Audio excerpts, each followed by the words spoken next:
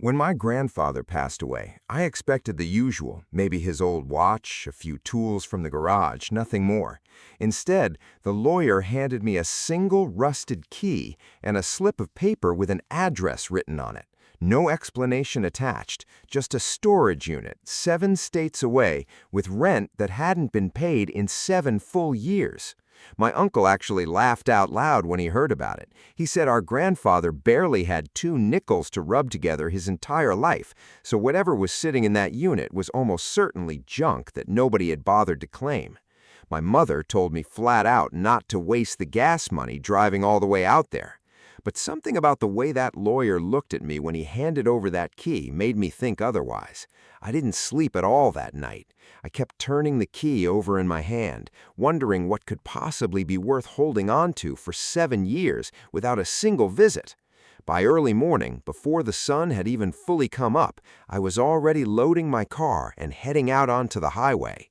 To understand why this whole thing felt so strange, you have to understand who my grandfather actually was. He spent over 40 years working as a mechanic in a small town most people have never even heard of. He wore the same brown work jacket for at least a decade straight, patched at both elbows, and he drove a pickup truck that was older than I was. If you asked literally anyone in that town to describe him, they would all tell you the exact same thing. Hard-working, quiet, and about as far from wealthy as a man could possibly get. He raised my mother and her 2 younger siblings on a mechanic's wage alone, working long hours in a garage that never seemed to make him rich, no matter how many cars passed through it. By every outward appearance, that's exactly what he was, a humble man who fixed engines for a living and never had much extra to show for it.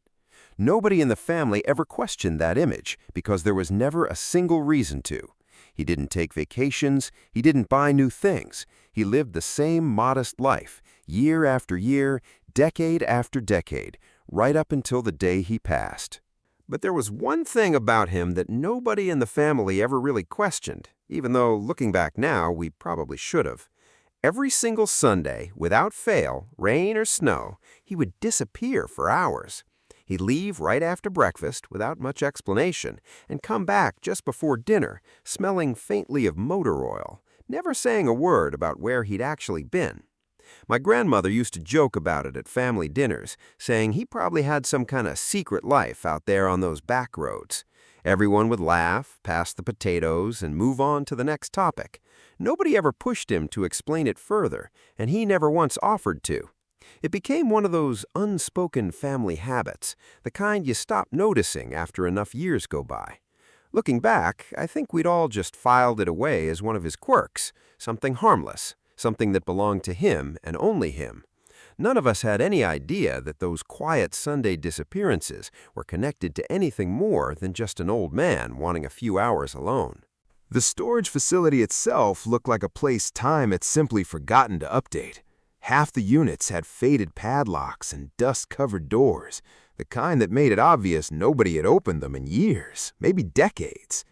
The manager barely glanced up from his crossword puzzle when I walked in and showed him the paperwork with my grandfather's name printed across the top. He just pointed down a long, dimly lit corridor without saying much and muttered, "Unit 114, all the way at the end. Good luck." Something about the way he said "good luck" made my stomach tighten a little, like he knew something I didn't. I walked down that corridor slower than I probably needed to, my footsteps echoing off the concrete walls, the overhead fluorescent lights buzzing and flickering every few seconds, like they were about to give out completely. The deeper I walked, the quieter everything got, until it felt like the whole building was holding its breath right along with me. By the time I reached the end of the hallway, my heart was already pounding harder than I expected it to. When I finally reached the door, my hands were shaking as I tried to line the key up with the padlock. 7 years of dust had settled deep into every groove of that lock, and it took several attempts before it finally gave way with a rusty, groaning click. I remember standing there for a moment afterward, just staring at the door, almost afraid of what might be waiting on the other side. Part of me expected empty shells and nothing else. Part of me expected exactly what my family had predicted all along, nothing but junk collecting dust in the dark, a waste of a 3-hour drive and a tank of gas. I took a slow breath, gripped the handle with both hands, and pulled the door up. It resisted at first, screeching against rusted tracks that hadn't moved in years, before finally rolling open all the way. A wave of stale, dusty air hit me immediately, and for a second I just stood there in the doorway, letting my eyes adjust to the darkness inside. Inside were stacks of cardboard boxes, unmarked, piled almost to the ceiling on either side of the unit. Old newspapers spilled out of a few torn corners, along with spare parts and tools that looked like they belonged in a museum exhibit about a different era entirely. For a second, I actually believed my family had been right all along, that I'd driven 3 hours just to confirm what everyone already assumed. But then my flashlight beam caught something in the very back of the unit, a large shape easily the size of a car, completely covered by a heavy canvas tarp. My chest tightened immediately. I stepped carefully over boxes, kicking up clouds of dust with every move, my flashlight shaking slightly in my hand until I was finally standing right in front of it. Up close, the shape underneath the tarp was unmistakably vehicle-shaped, low and long, with edges too smooth and deliberate to be anything else. I reached out and let my fingers rest on the rough canvas fabric for a moment before I found the courage to actually pull it back. I grabbed the edge of the tarp with both hands and pulled, coughing almost immediately as decades of trapped dust filled the air around me in a thick cloud. And there it was, sitting under the weak fluorescent light like it had been waiting patiently this entire time. A fully restored 1969 muscle car, its paint gleaming like it had never once seen a single drop of rain, despite sitting in a forgotten storage unit for who knows how long.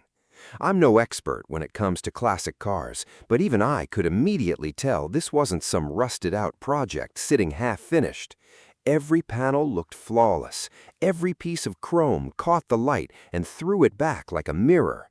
It looked like it had rolled straight out of a dealership showroom, rather than out from under a dusty tarp in a forgotten storage unit.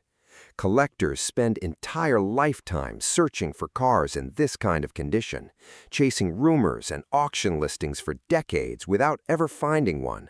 And somehow, here it was, sitting quietly in Unit 114, almost lost forever to unpaid rent and an auction nobody would have thought twice about. I stood there for what felt like a full minute, completely unable to process what I was actually looking at.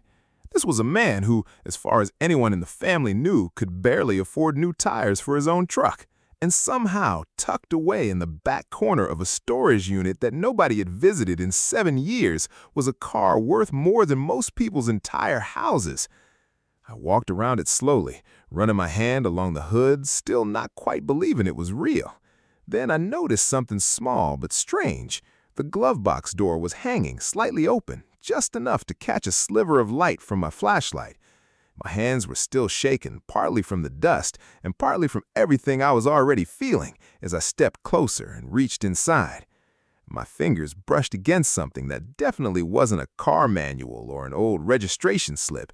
It felt like paper, folded carefully, tucked toward the back where it wouldn't shift around during decades of sitting untouched.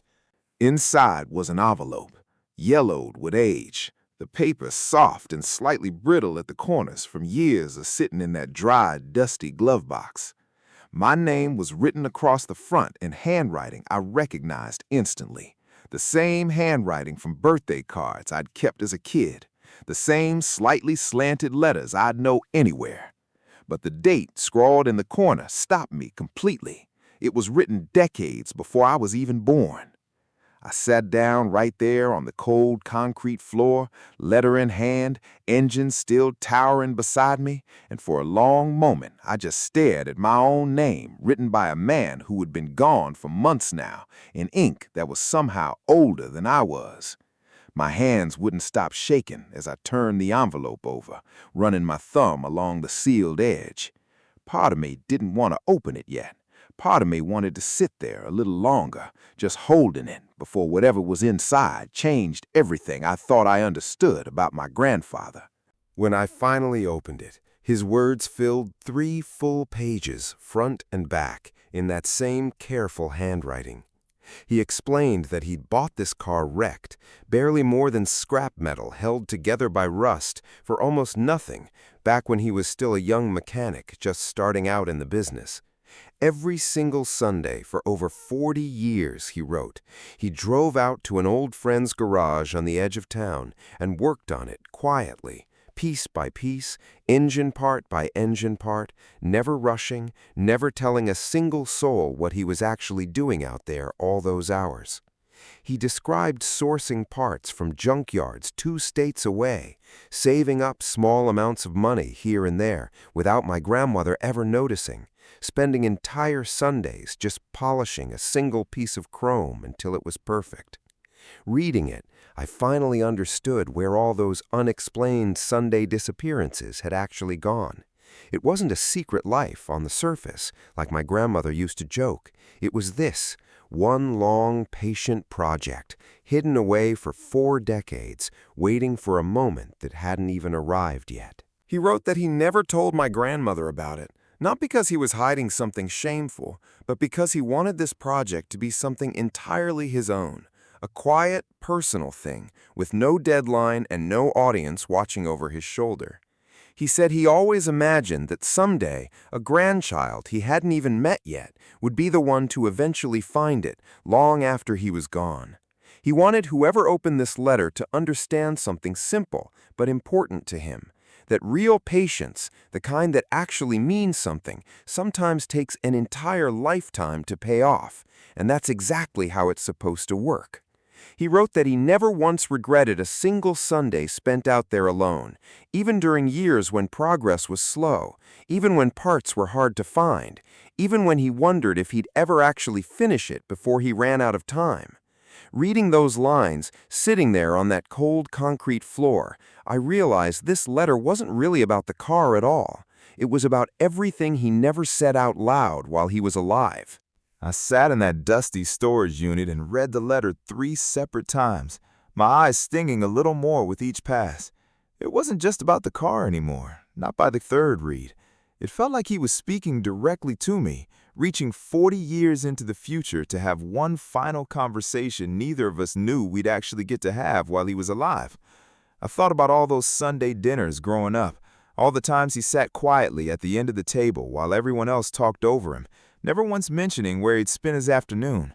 I thought about how easy it would have been for him to just say something, to hint at what he was building, and how instead he chose to carry it silently for 4 full decades. I folded the letter carefully along its original creases and placed it back exactly where I'd found it, like disturbing it any further might somehow break the moment I was still sitting in. The storage unit was quiet, except for the faint hum of the flickering lights above me, and for the first time since I'd arrived, I didn't feel like I was standing in a stranger's forgotten unit. I felt like I was standing somewhere my grandfather had spent thousands of quiet hours thinking about me. A week later, I brought in a classic car appraiser to take a proper look at everything before I made any decisions. He walked around the vehicle twice without saying a single word, running his hand slowly along the frame like he genuinely didn't trust what his own eyes were telling him. He crouched down near the front, checking the numbers stamped into the engine block against something on his clipboard, then stood back up and just shook his head slightly, muttering something under his breath that I couldn't quite make out. He asked me twice where exactly I'd found this car, like he expected a different answer the second time around. I told him the whole story, the storage unit, the 7 years of unpaid rent, the letter in the glove box, and he just kept shaking his head slowly, clearly struggling to reconcile what I was telling him with what was actually sitting in front of him. He spent almost another 20 minutes photographing every angle, checking paperwork, cross-referencing serial numbers with something on his phone before he finally looked up at me with an expression I still remember clearly. Finally, he explained that this exact model, with its original numbers-matching engine and completely untouched interior, was one of maybe a dozen left in this condition anywhere in the world. Most surviving examples, he said, had been modified, repainted, or had replacement parts swapped in somewhere along the way, which made this one significantly rarer than a typical restoration. He gave me his estimate, and for a moment I genuinely thought I'd misheard him over the hum of the warehouse lights. Over $300,000. I asked him to repeat it, and he did, slower this time, like he understood exactly how hard that number was to process while standing in a rented storage unit surrounded by dusty cardboard boxes. He explained that collectors would likely compete aggressively for a car like this, especially given the documented history and the fact that it had essentially never been driven since its restoration. Standing there, staring at a car I'd found less than a week earlier, hearing a number like that attached to it, I didn't feel excited the way I expected to. Mostly, I just felt stunned, trying to reconcile this number with the quiet, modest man I thought I'd known my entire life. For almost a week after that appraisal, I seriously considered selling it. That kind of money could genuinely change my life in ways I hadn't let myself think about before. Paying off debt I'd been carrying for years, putting a real down payment on a house instead of renting, finally having a financial cushion I'd never once had growing up. Nobody in my family would have blamed me for taking the deal, and honestly, most of them expected me to. My uncle actually encouraged it outright, telling me over the phone that it would be foolish to let sentiment get in the way of that kind of life-changing money, especially for a car I hadn't even known existed a week earlier.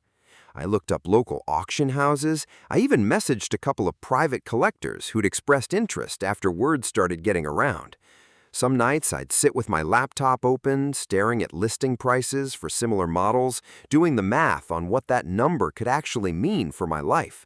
But every time I got close to actually calling someone back, I found myself pulling that letter back out instead, rereading it in the quiet of my apartment, and something kept stopping me before I picked up the phone.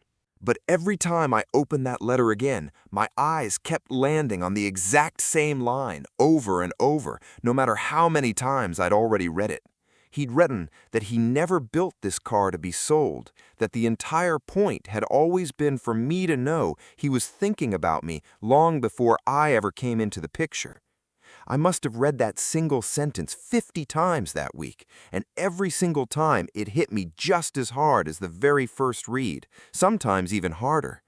It stopped feeling like a car worth $300,000 and started feeling like the only physical proof I had left of 4 decades of quiet, unspoken love nobody in the family had ever noticed. I kept thinking about all those Sunday afternoons, all those hours he spent alone in someone else's garage, working on something he knew he might never even get to see me discover. Selling it started to feel less like a financial decision and more like erasing the one thing he'd spent most of his adult life quietly building for me. By the end of that week, I finally stopped looking at auction listings altogether. My family didn't fully understand my decision at first, especially once word got around that I'd turned down a 6-figure offer from one of the collectors I'd been messaging. My uncle called me foolish more than once over the phone, saying I was letting sentiment get in the way of an opportunity most people would never see in their entire lives. He kept bringing up practical things, my student debt, my rent, how much easier my life could be with that kind of money sitting in a bank account instead of parked in a garage. Part of me understood exactly where he was coming from, and honestly, some nights I still wondered if I was making a mistake. But I don't think this was ever really about the car itself, not for my grandfather when he first started building it, and eventually not for me either once I understood what it actually represented. I think somewhere underneath all that arguing over the phone, even my uncle understood that too, even if pride kept him from ever admitting it out loud. The calls about selling slowly stopped coming after that, and nobody brought it up again at family dinners. So I kept it. Over the following months, I slowly taught myself to drive it properly, carefully, the way I imagined he would have wanted someone to handle something he'd spent 40 years building. I practiced in empty parking lots at first, getting used to the weight of it, the sound of the engine, the way it handled completely differently from anything modern I'd ever driven. Now, almost every single weekend, I take it out on the same quiet back roads he used to disappear to for all those unexplained Sunday afternoons. Engine humming steadily beneath me, windows rolled down, no particular destination in mind at all. Sometimes I drive for hours without really thinking about where I'm headed, just letting the road take me wherever it leads, the same way I imagine he once did. Neighbors have started to recognize the sound of the engine now when I pull out of the driveway, some of them waving or stopping to admire it when I park outside the grocery store. I never planned on becoming someone who drives a car like this, but somehow every weekend I find myself reaching for those keys instead of my regular car. Sometimes, out there on those quiet back roads, I try to picture him decades ago, alone in a borrowed garage on a random Sunday afternoon, working carefully on something nobody else even knew existed yet. Just patience, one small piece at a time, spread out across 40 years, for a grandson he hadn't even met and had no guarantee he ever would. I think about how many Sundays that actually adds up to. How many hours of quiet, deliberate work went into something he might never even get to see me discover? There's a particular stretch of road about 20 minutes from my apartment where the trees open up and the sky turns a deep orange right around sunset, and that's usually where I end up slowing down, just sitting with the engine idling for a minute before heading back. It's become something like a routine now, without me ever really deciding to make it one. People always say the biggest inheritance someone can leave you is money, a bank account, a house, something you can hold or spend or deposit. But what my grandfather actually left me was something you honestly can't put a price tag on, no matter what any appraiser tells you. It was proof, sitting quietly under a tarp for 7 unpaid years, that someone had been thinking about me patiently, deliberately, every single Sunday for 4 entire decades, long before I ever showed up to find it. I still don't fully know how to explain that to people who ask why I turned down $300,000 for a car I'd only known about for a week. Most of them nod politely and clearly still think I made the wrong call. But every weekend, when I turn that key and the engine comes to life exactly the way he built it to, I don't think about the money at all. I think about a quiet man in a work jacket, alone in someone else's garage, patiently building something for a grandson he never got the chance to meet. Before you go, hit that like button and subscribe for more unbelievable stories just like this one. See you in the next story.